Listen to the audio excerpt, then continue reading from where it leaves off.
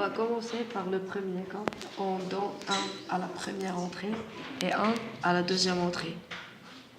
On remarque que la sortie est égale à 1. Pour le deuxième cas, on va donner 0 à l'entrée, la première entrée, et 1 à la deuxième entrée. Alors on remarque que la sortie est égale à 1 aussi.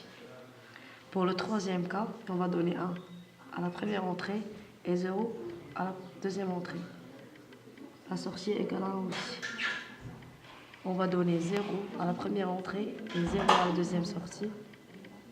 Ça va égaler le 0 aussi pour la sortie.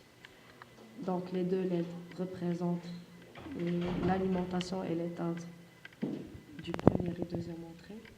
Et la LED verte représente la sortie. Si elle est alimentée, ça va s'allumer, sinon ça va s'éteindre. Alors on remarque que cette table de vérité est déjà réalisée.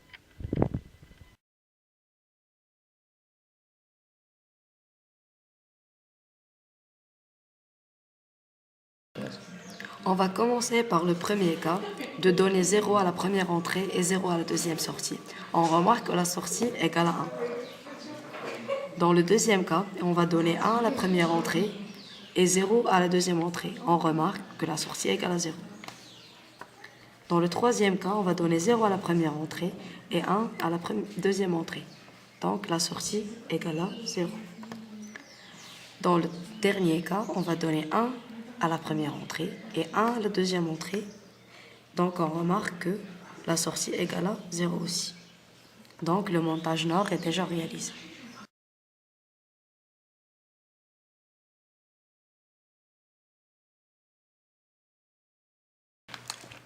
Pour ce montage, on va donner 1 à la première entrée et 1 à la deuxième entrée. On remarque que la sortie est égale à 1.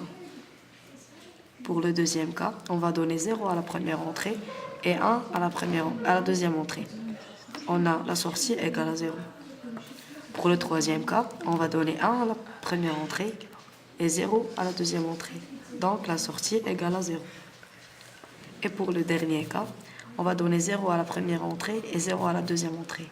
Donc, absolument la sortie est égale à 0. Donc le montage de Hunt est déjà réalisé.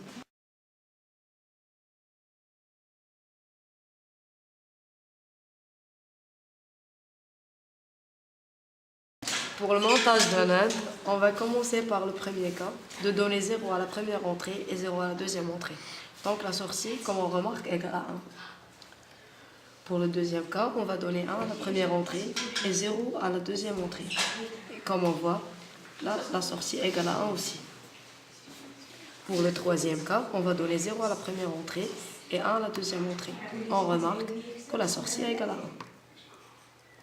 Et dans le dernier cas, on va donner 1 à la première entrée et 1 à la deuxième entrée. On remarque que la sortie est égale à 0. Donc, le montage NAND est déjà réalisé.